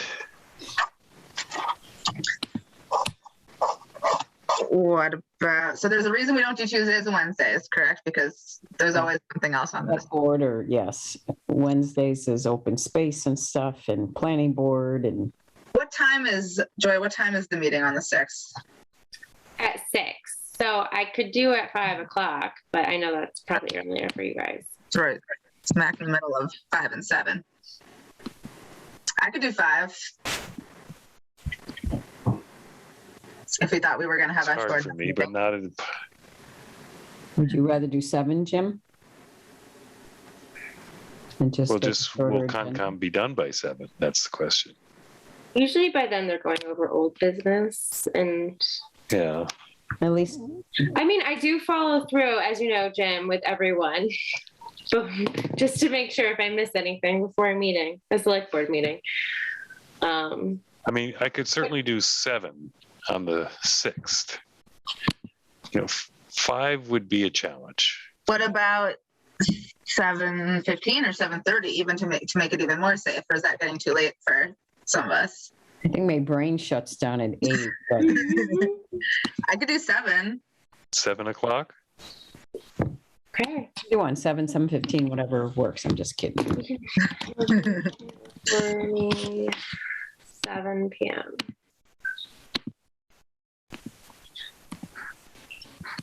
Might be our new time. Well, as long as your meetings aren't as long as they were today. Right. But that's good. This was That's amazing. Like all of these amazing things are happening at once. Yeah, that really very exciting to me, this whole proposal that they came up with. Yeah, that there's like other people really thinking about it. Exactly. Yeah, people who like have the complementary skills and resources that we don't necessarily have, like how to develop and do sewer or whatever. And yeah, and they already reached out to developers. I was so happy. Good. So the 12/13 at 7 PM, just for my minutes. Wait, no, it's the 6th, isn't it? It's back to Oh, the yeah, we 6th. went back to the The 6th. 6th, I'm yes. sorry. Thank you. That's just why I say things out loud. I know I asked Bob a lot of questions just because I want to make sure I had my minutes correct, so. I'd like to make a motion to adjourn. I was going to say, yes, Partially seconded. heartily. Okay, we'll do a voice vote, please. Nay. Simmons, aye. Sini, aye, and amen. And Sarah, if you need any help stuffing envelopes, let me know. I could do 10, you know? I'll hand you some stamps too, so. Right. Good night, everyone. Good night, everybody. Good night, all. Thank you for your Thanks, Joyce. Yeah. patience. Thank you. Appreciate your investment. Bye-bye. And I